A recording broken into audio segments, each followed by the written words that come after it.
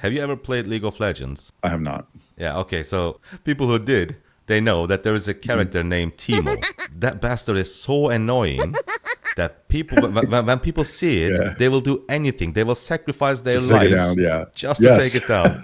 And I feel like That's what yes. Siege is very similar to that Yes. guy. Yeah, that's exactly what it is. I recently made a video explaining pretty much the exact investment path of our restart account. But since it's going to be my last Rise of Kingdoms account, I wanted to make sure that everything is on point. And for that, I hired a professional Rise of Kingdoms coach. And since I'm saving pretty much everything since day one and haven't invested on any commanders or crafted any equipment, everything we discussed in this video is going to be extremely valuable for you as well. So go ahead, grab a cup of coffee, and let's dive in. Let's get coached. Okay. Okay, cool. Yeah, so starting out, what is your, I guess, like medium-term plan? I only want to say long-term, right? You just never know. But medium-term plan for this account, like what kind of kingdom or what kind of fighting would you like to have? And then kind of what's your vision for this account? Well, my goal is to be, of course, in a fighting kingdom, but not a super demanding kingdom like 1093, for example. That was the kingdom that I was in with my older account. So I still want to be a fighting kingdom, but in that with my old account, you know the story, I couldn't keep up with the others because I didn't have farm accounts. I don't plan to make multiple farm accounts, but for this account, I do plan to make one, probably starting soon. I would say like a low A seed kingdom. And when it comes to, you know, commanders, equipment, and armament, I plan to have 3 or maximum 4 marches. And okay, I guess that's about it. And then is like about like 30 mil kill achievement about like what you would like to shoot for every KVK? Yeah, probably. And I do want to do it since I make content. I do want to be able to do it with different configurations. For example, if I spend everything that I have and get 30 million kills, there is nothing impressive. But for example, if I be able to do it with 1 march, or if I'll be able to do it with T4 only, then that will be impressive. Or siege only or something like that. Siege only, like engineer march only 30 million kills, that will be impressive, yeah. Okay, cool. Yeah, so obviously when it's early game like this, stats are pretty irrelevant, right? Just because it's such a crapshoot where like you get into a KVK, it's really the big whales, and then once you get into the KVK2, like a lot of the players that migrate back, they're, for lack of a better word, a lot of them are just there to like bully native players. And so like this doesn't really make that big of a difference. Now, what's really interesting with your account, let's go over it, is you essentially hoarded almost everything, right? So it's almost like that is true. I don't know if you had fun. All right, you said you've been doing this for about what, 6 months? This account. This is actually really interesting because you have Mina Max, and I didn't actually ask you what's your CC at. I think it is. Let me check real quick. 5-2 something. Okay. Yeah, 5-2-2-3. Okay, and then if you had to bring up a march, it would be Cav. It would be Mina CC or Mina buy bars. Right. Based on the number of troops, if they are crowded, I go with the AoE secondary. If not, like little skirmishes, then I go with Mina Cao Cao. Okay. Do you know about how much mats you have? I did a rough math, but I just want to know if you already knew the exact. I don't. I actually calculated it, but since then, I think I did it a week ago. But I got some, Vanquisher bundles, so I'm not 100% sure. But I think it's a little over 200. Yeah, but when I did the math, it's probably around about 250. Probably slightly lower than 250 if I had to take a guess. Oh yeah. Right. It was just like a quick math. So, okay, so right now you're essentially going into KVK3, and it's like you have a almost clean slate, right? You have all the gold heads saved up. You have 250 mass with. You have all these armament chests. Like you didn't even send me armament, so I assume you don't even have any. No, I just used the ones that are okay. They're from traveling and dispatching. That's it, nothing else. Okay. And then your spend, I guess we'll consider that like a low spend, right? Maybe like about $50 a month out of KVK. Yeah, I actually do keep track of everything with account update videos. And since the last video, it was around 1,050 in total. That I spent so far, and I think I purchased 2 more Vanquisher bundles, so it should be around like $1,060. Right now, if you were going to do month to month, like what would you consider your spend to be? Because right now there's no crystal tech yet. Yeah, I do only spend during recharge events. Refresh the 30-day gem supply. I got the daily. I get the New World bundle, the first one and the second one, $5 and $10. These are the spending that I do during the recharge event. And outside of recharge events, I do purchase pop-ups. For example, when you summon a new commander, you get the Writer of History. I purchased that. For materials, that was the Vanquisher, and I think there is one for armaments. Okay, so I think it's fair to say like probably somewhere between $50 to $100 a month. Yeah, probably. Yeah. Probably closer to 100, or maybe even a little bit over if you actually get into Season of Conquest with Crystal Tech, and then under 100 if you're not like in KVK, especially in the end game.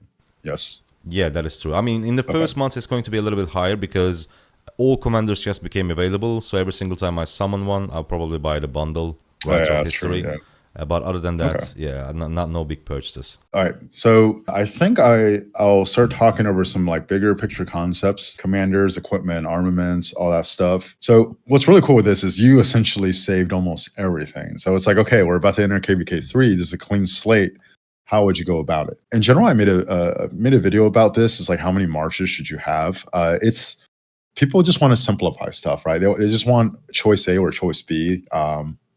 When I say like quality versus quantity, someone in the comment was like, it doesn't matter. Quality is always better. There's different degrees of quality, right? Like, what do you define quality? What's actually like you're saying when you have crit awaken 4 until you get everything to awaken 5, you shouldn't go to another march, right? Like there's actually nuance to it. But when people want to dumb things down and make it choice A or choice B, you actually start losing the ability to make like nuance and depth decisions. So one great way to think about this is as you're upgrading how many marches you have in commanders, right? What you want to weigh is, okay, your activity level.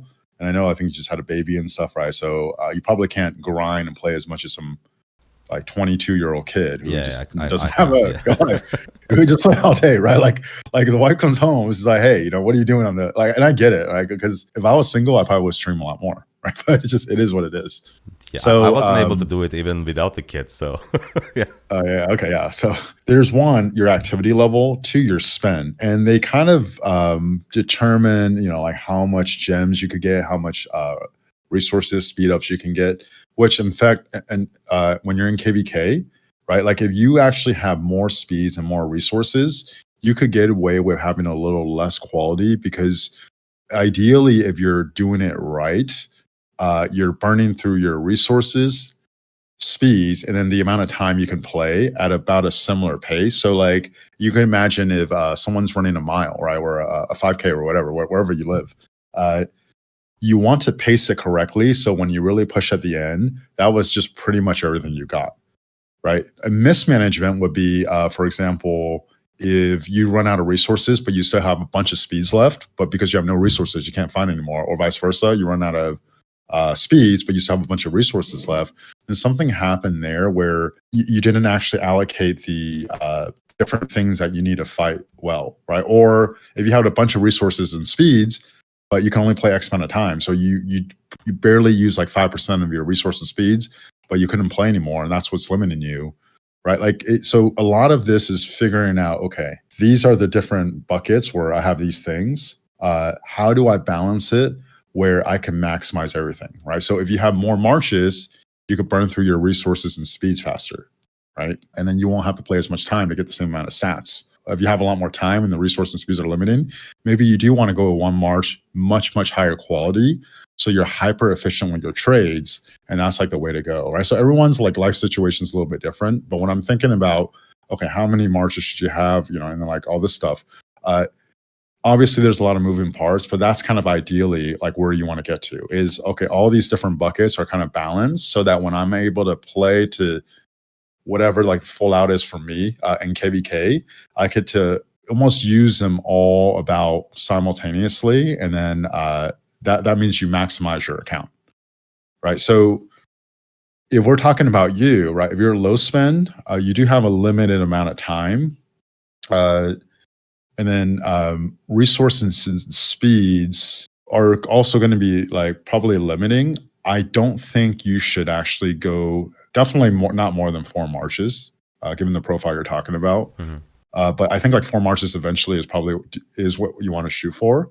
But starting out, I actually think you should just like get 1 march to a really good place before moving on, right? If it was someone that was like a higher spend and they have aspirations of going more, I would actually probably like push them towards 3 marches faster. But for you, I actually think 1 march just like kind of given your activity level and your spend, and then probably about how much time you have. Like having a march that trades really, really well, and then you could grind that to like 30 mil kills. Probably would be what you're looking for starting out. If you get one march to a lot better place, right? Like you can pull up the reports, the trades would be great.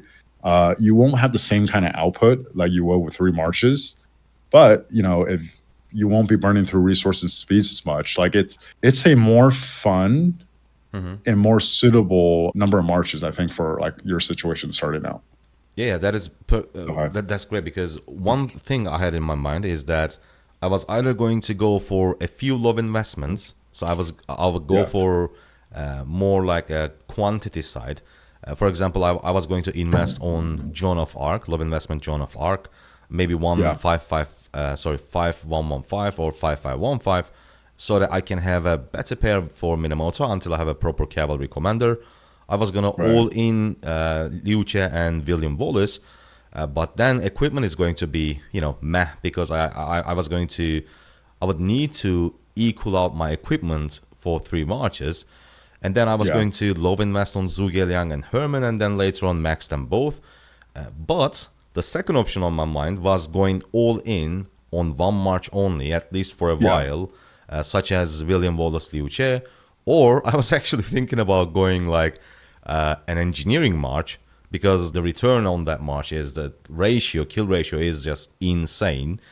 So that was the main thing why I was undecisive when it comes to Season of Conquest, because I haven't played it for like at least 6 to 7 months. If you went option 1, right, when you went wider with 3 marches, you'll probably be able to get like more kills in a shorter amount of time, but the efficiency, like the amount of speeds and resources you're going to have to burn to do that, will be significantly higher, and then you're not going to get like really, really good reports, right? Like I just like kind of like been following your channel for a while and like knowing you, I actually don't think you would enjoy that as much, right? Because it's like, okay, because you fought at a much higher level, right? And like just like taking mediocre reports, but like getting to like whatever KP you get to, like because you have more margin. I don't think it's as fun, right? So then the question is, okay, if you are going to do a single march, like what's the way to go?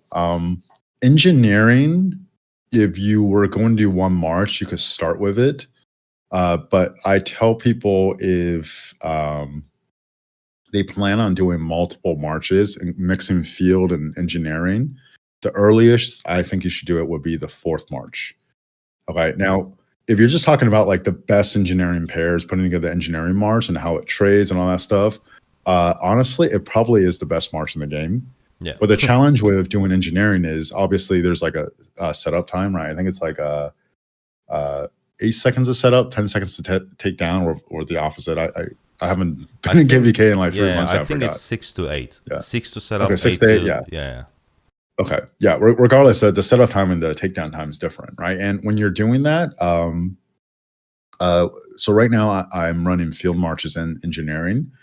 There are times where I just can't use an engineering march, right? Because especially if you're winning, right, and the ball is moving, right? So if you're like in a stalemate, the ball is just fighting. Yeah, that's like an engineer, siege commander's like dream, right? They just set up in a good place. It just gets like free trades. It's great.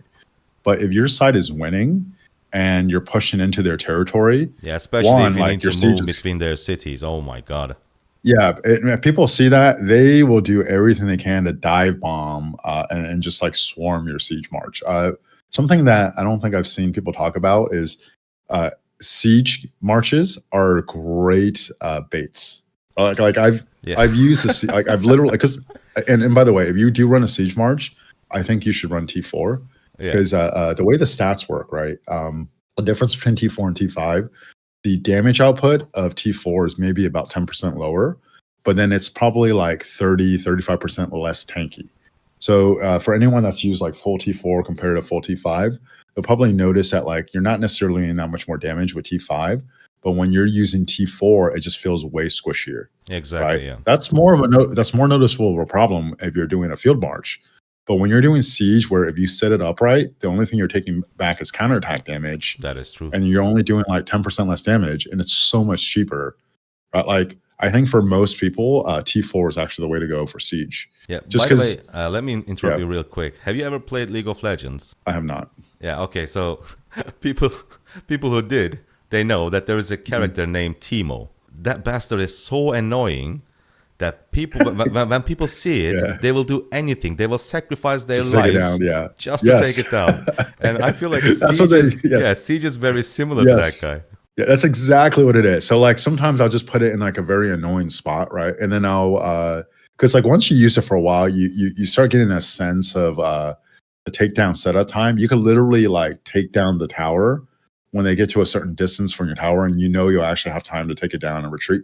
So like I'll start like doing stuff like that just to bait them to come out. And then I will say what I notice is most players are kind of lazy, I guess. Like if they get baited in and then they're just getting like swarmed down, right? Rather than run away, where maybe they could save like 20% of the troops that they would have took 7 wounds, 30%, they'll just stay and fight, and they just let you they'll just let you take them down. So you can start doing a lot of cool things when you have a siege and field march.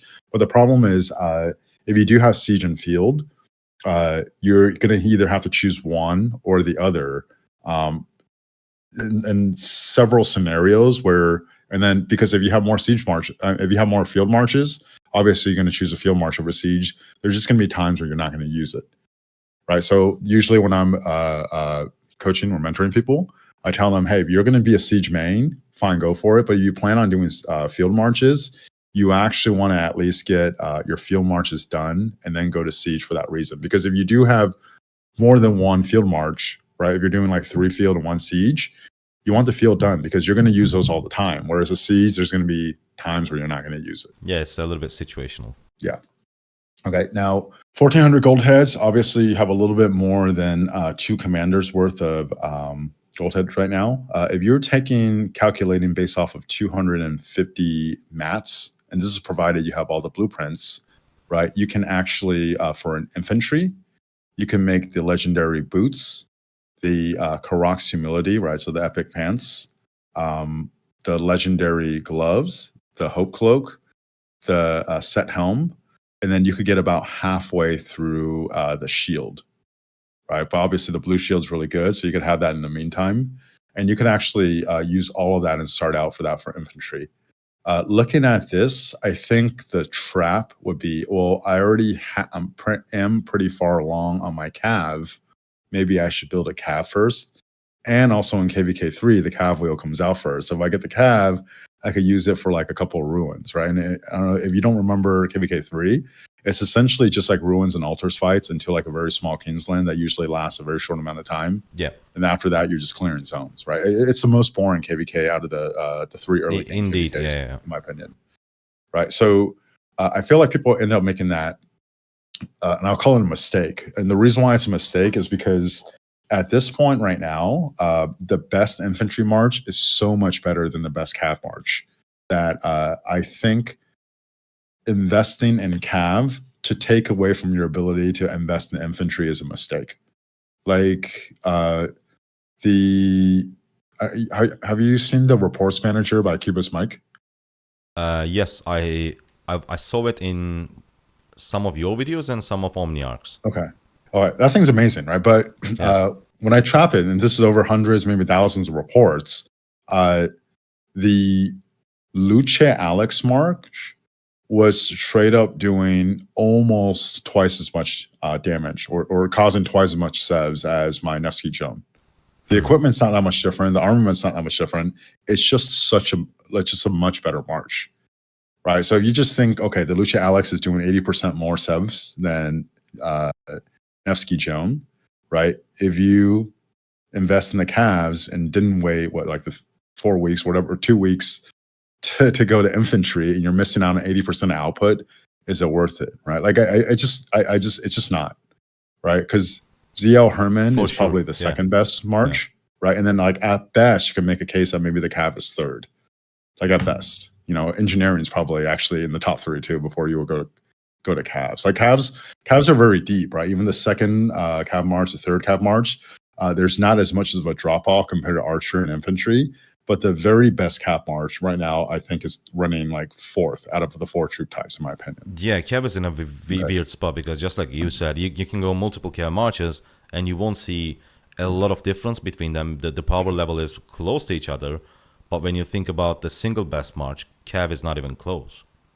Yeah, so if you're going infantry then, and actually I think I talked about this in the video I released yesterday, like Lucha is like automatic, right? You want to expertise that. If you want to go a little more of a, and then I think you should actually invest in Scipio, right? So Lucia Alex, in my opinion, is the best march in the game. I think the second best march will actually be Scipio Lucia. And then third will actually be Lucia primary and then William Wallace secondary, as opposed to the other way around. It just trades better. And if you, for me at least, like rage manipulation, I think it's much more valuable in a duel and in like a garrison rally context, but in an open fielding context, I don't think it's that good. You know, and some people made the case, okay, fine, maybe it's not that good if it's just like one march.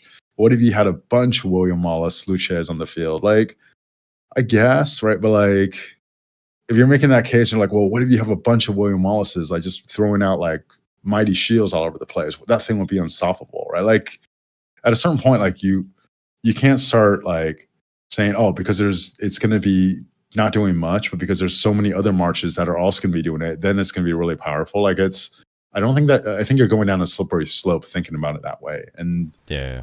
And because of that, I don't think Alex is very future proof, but Scipio is. I would rather take a march that I think is maybe slightly worse, even though a lot of people argue that it's better than Lucha Alex, and then just invest in that, because from there, you could go a lot of different ways, even when like the new infantry comes around. And also, you know, now with more and more artifact KVKs, right? You think about, for example, Alex versus Scipio. If you were able to switch them into another troop type, which one would have a lot more use? It would be Scipio and not Alex, right? So even though I do think Lucia Alex is better, if I was going to recommend someone invest in one troop type right now, I would actually say it would be Lucia and Scipio. You have enough gold heads. Lucia, you have to max just because his expertise is transformative. It literally takes him from like a pretty good commander to the best commander of the game. Mm-hmm. Scipio, that one is kind of up to you. Yeah, but the thing is, though, I think just because of YouTube, I think I would go with William Wallace, because people will be more interested of seeing the new commander in action rather than I mean, that factors in decision, right? Like if you want to go that route, you could do it too. And it's not necessarily, it's not like necessarily going to set your account back, because I think it's safe to guess that we're going to just start seeing more and more smite damage commanders come out. Yeah, exactly. Yeah. So like there could definitely be a scenario where William Wallace will actually be more valuable as a pairing with another smite commander than Scipio. But the reason why I would go Scipio is because even if that's the case, there's way more scenarios where William Wallace will actually be less valuable than Scipio in the future. Yeah, because Scipio is so versatile. But like William Wallace, I mean, that's the case, like go for it. But like you could try running it, especially if you decide to get the reports manager. But there's enough reports out there now where with Lucha's primary, it's going to trade better than if William Wallace is primary. Now, the argument for the William Wallace primary is that rage thing, which, you know, I'll let you decide that, because, you know, if it's for the YouTube, you know, sometimes you got to do stuff just to satisfy the audience, right? Yeah, exactly. So now, if you are going to do that, I actually would dismantle some of this cav equipment, just because it's going to be a while until you actually get to the cavs. Right. So you're just like, okay, I'm going to run one march. So the Cloud Racers is something that you're probably not going to run long term anyways, right? You're probably going to replace that with the boots. The Abyssal Visage, is that what it's called? I actually never even crafted that. See, like I actually think I watched your videos and listened to you. I actually just stuck with the blue helm. Yeah, the reason went straight to the legendary is because since this was like KVK 1 and 2, there is no Season of Conquest technology, so attack is still the least valuable, but it's not as versed as it is in Season of Conquest. True. Yeah, that's a good point, right? So like if you, for example, dismantle those two, all of a sudden you can actually complete your legendary set, except for the Karoxy ability for the infantry, right? And then Accessory is a whole different animal. It's super expensive. I'll let you figure that out for yourself. But if you were going to run accessories for the Lucia March, I think Greatest Glory and then Ring of Doom is the way to go. Yeah. And I would actually prioritize the Greatest Glory first. I also talked about this yesterday in the video. When the armament system first came out, right, it was pretty obvious to just pull Wedge because there was no smite damage at the time. And if every commander that's worth using is doing skill damage, getting a 5% increase in skill damage will be a bigger benefit, right? Now, obviously, it becomes like useless, especially if you're going to do Lucia William Wallace for infantry. So everyone was pulling Wedge, but now I actually think if you want to pick like the most universal, safe armament to start out with, it should be Arch, right? So I did some of the math talking about it in the video yesterday, but if you think like every white damage you see is 400 damage factor, assuming you're getting the counterattack back, right? In 10 turns, that's 4,000 damage factor, right? So if like ZL, Herman were hitting one target, 2,000 damage factor, 2,000 damage factor, and you get a 5% increase, the increase is about the same, right? And then people are sort of like, well, ZL does like a direct extra like marquee effect, direct damage. Sometimes, you know, like you're not getting the counterattack back. Like I get it, right? I can't go over all the scenarios. I'm literally just giving you one scenario to kind of show the math. Most of the time for an AoE commander, you're going to get a little bit more benefit from the Wedge than the Arch. But the challenge with the Wedge now is you literally have the infantry march where you're not going to benefit at all or very little from the Wedge. And then now, right, with true damage for Archer, is that going to become a thing with the open field? Like, we don't know. Like, if that becomes a thing with a new Archer, right? Or I think like Chisco was speculating how maybe the next cav is going to be a lot more like combo attack focused and not so much maybe like skill damage, right? You're always going to do white damage. Not every troop type needs march speed, but every troop type could benefit from boosting their white damage. I think actually Arch is a lot more like universal now than Wedge. Whereas like when armaments were first released, it was just you go Wedge. For you, since you know, I think you plan on going to infantry first. At least that's what I would suggest. It makes sense to just open for Wedge. Once if the Wedge for like say each troop type is in a good place, and then you feel like you want to start pivoting into, for Arch is in a good place, you want to start pivoting into Wedge. I think that's actually, it makes a lot more sense. It's starting to swing, if not already, swing towards Arch. Like pretty clearly Arch over Wedge at this point. You get another Smite Commander, and then now like infantry just can't benefit from Wedge. Like at least archers and cavalry could benefit from Arch, right? The destructive is kind of like Hunter. It's like a two-parter, right? So the first part is already really good, and then when you add in the second part, it's clearly better than Battle Ready.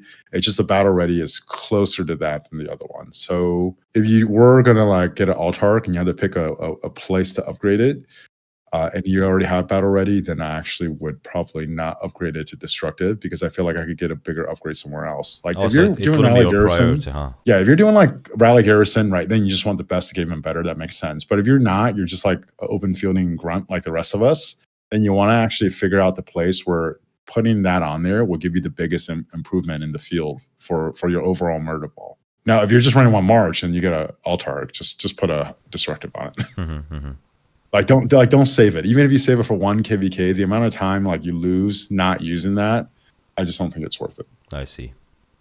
That's good to know. I had a good buddy that we started in our native kingdom together. He got the Altark in KVK 2, and it was like a year and a half later, he still hasn't put it on something. I'm like, dude, like, what are you doing? Right? It's say, well, I'm saving it for a good armament. Like, just put it on a legendary and then just roll it into a good armament at that point. Yeah, that is true.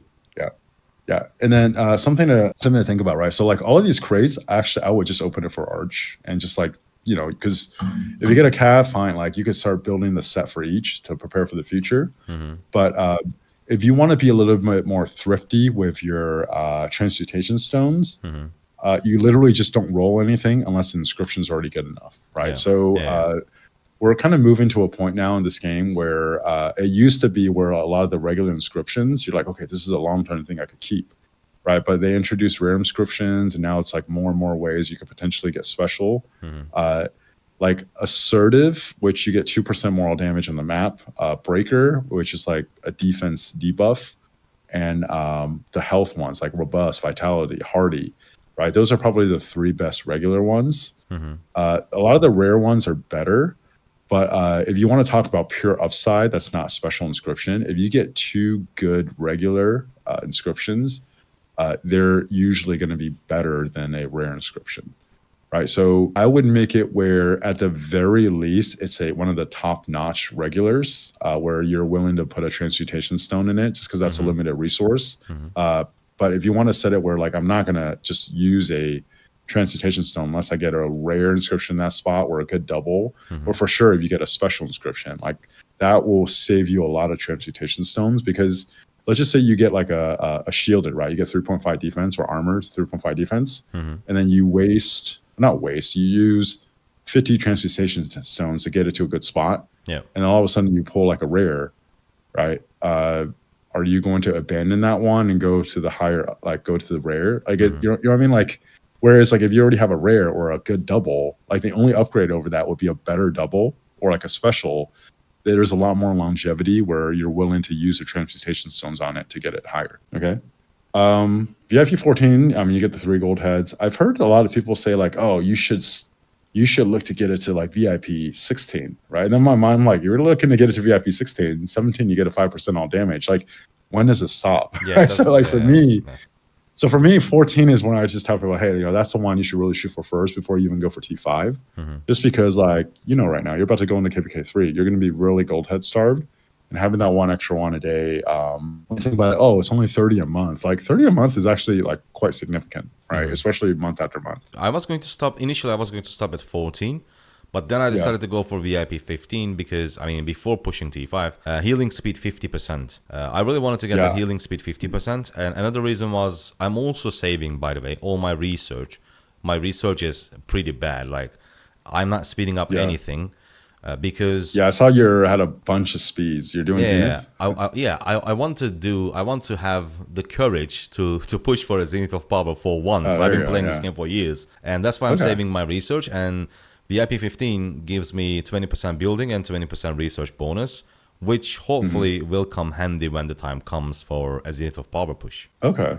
Yeah, like that, I've never had an aspiration going for Zenith, so... Yeah, I really want to try it for once before I quit the game. Yeah, for your channel, like, and for all this stuff, like, and seeing like that kind of stuff where it's almost like for an account, right? Like, we were just talking about the maximizing the progression for your account is like holding all of that stuff to get Zenith the best way to go. No, but like there's the emotional factor. Yeah, right? There's the YouTube factors. Yeah. Like if that's what you have your heart set on, then like prep for that for sure. I was, by the way, going to, just like you said, I was going to open these crates for formations for Arch. Some piece of me still saying that, telling me to wait because I might just say F it and go for an engineering march and open all of them for V formation. V formation? Yeah. So I'm just trying to get rid of the feeling, but I can't. Yeah. Well, I would say, you know, I mean, you're not in a rush, right? Because you don't have to make that decision until the infantry wheel comes around. Yeah, exactly. I mean, I still have plenty of time. I built an engineering march maybe 4 months ago. And for me personally, it was a little painful just pulling the V formations, right? Like once I got a legendary inscription in every slot, I'm like, okay, I'm just not opening this anymore. Right? Like usually I would actually settle for maybe like a better inscription. Like for example, like the banner, I have something like called like Desperado, which is like, I think you deal some damage or take less damage like when you're under 50% or something. I'm like, oh, I can make a case where, okay, because it's siege, it may be better. It's not that good, but I just don't want to pull any more V formation. So I mean, 90%, with a 90% chance, I will go with the infantry route, but yeah. I just don't like, for example, right? Because that's a decent amount of crates there, right? Let's just say you pull that for V formation, a lot of it is going to go to waste, right? Whereas where you pull it for wedge, some of it will go to waste, right? The infantry will kind of go to waste because like eventually you're going to get to arch anyways. Whereas if you put arch, you'll be able to use all of them. Yeah, so exactly. That's kind of the thought process there. But like, you know, if you want to make it a siege channel, then, you know, or siege march, then you should pull V. Siege channel. The general, oh my god. Yeah. Well, no, maybe not a siege channel, but your your first march is siege, and you just like dominate with it. Yeah. There's already a siege channel. Our boy, Mr. Siege. Yeah, there is no need to interrupt his his career. Yeah. I actually haven't seen as many videos from him lately. Yeah, probably is We an were off chatting a season. lot more before, yeah. Yeah. But so for you, just something to keep in mind, right? Like your kingdom looks interesting. I don't really know much about it. It's you can't even look through like a Fleisch or like 1093 scan to find out data about your kingdom just because it's so young. But the most at risk for a kingdom is KVK 5 or Yeah. 6. Yeah.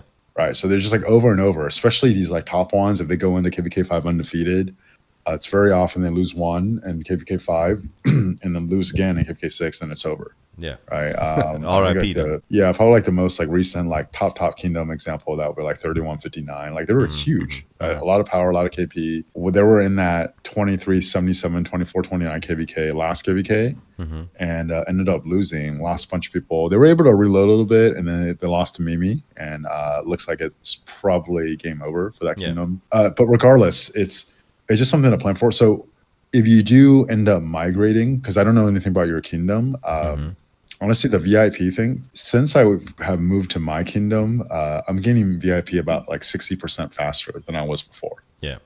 Right. Now, part of it is because I'm spending a little bit more, but a lot of it is just there's just way more activity and spend in the kingdom than before. If you're looking for like a low A, right, the easiest way to look for the sign of a good kingdom is do they have good KP relative to the kingdom power. Right? Because it takes something to actually press your power down, right? Yeah. Just because every off season, if you're not losing the dead weights, like zero, all that stuff, right? Like leadership actually has to be willing to do that. If they're willing to do that, they could actually keep the power relatively low for the KP.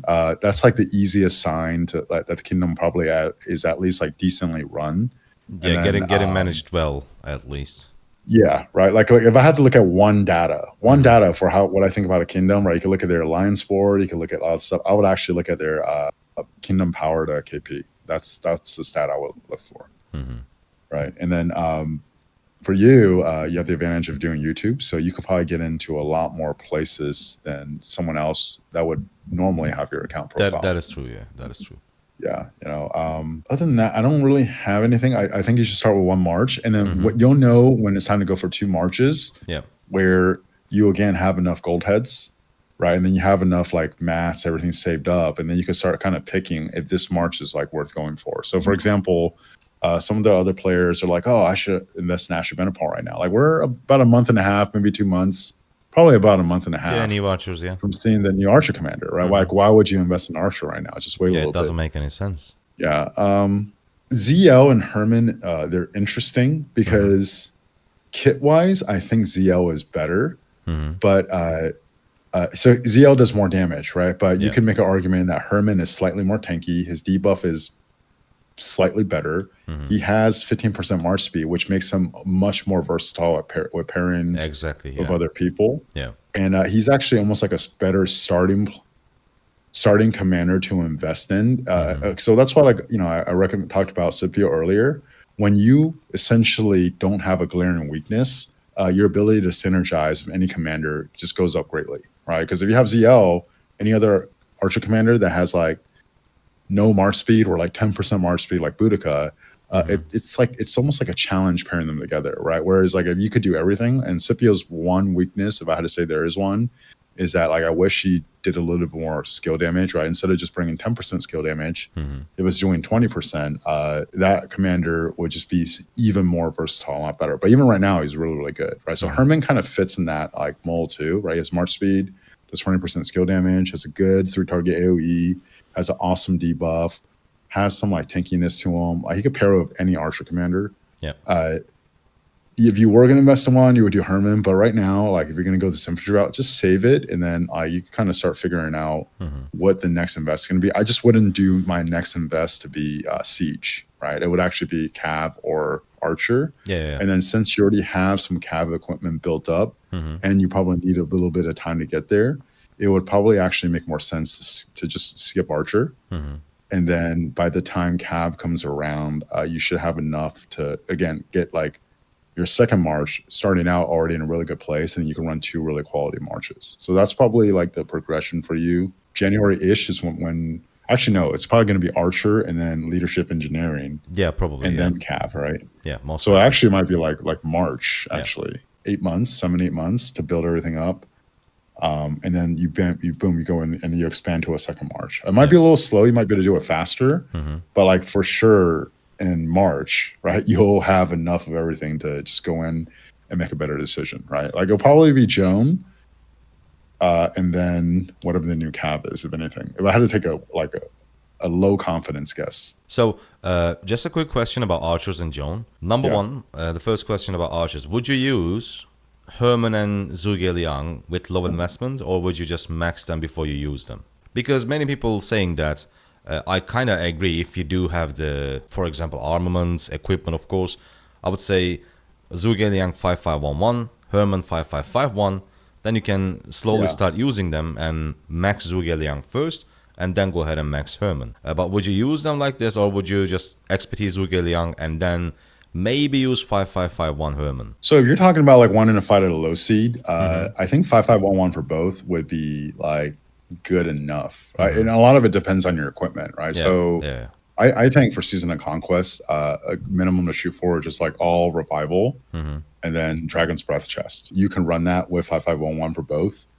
I felt like it could probably do better if it had a little bit more march speed, because like for how good it looks like the march should do, it doesn't do quite as well as what it looks like. But is it because they're only getting a 40% skill damage increase?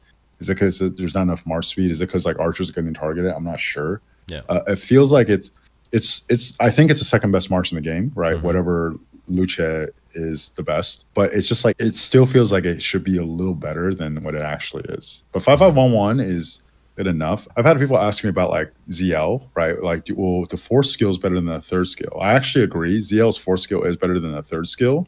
But ZL's fourth skill doesn't get fully activated until you have the expertise, right? So the marquee effect, if you have ZL's expertise, you go into combat with it. It's so much more powerful, right? Whereas if you're actually looking to, just spend the 270 gold heads, I think 5551 ZL is actually better than 5515 ZL for that reason. Herman is the same thing. Like 5551, most of the value is there already. But like even 5511, right, you get the active skill, you get the stats. It actually is already pretty good. I tried using a expertise ZL with a 5411 Herman before, or when I was just like a lot younger, kind of have enough. And it was like trading really, really well. I'm like, dang, even a 5411 Herman was doing better than a ZL YSG for me, right? I'm like, okay, like even a 5411 Herman's better than a single relic YSG at the time for me. So it's definitely usable. It's a very long-winded way. As long as you're not in an Imperium Kingdom, I guess. Yeah, I just don't think for your account, like progression where you're at, I don't think you should go for Archer. It's just too soon, right? Like I mean, like you're talking about.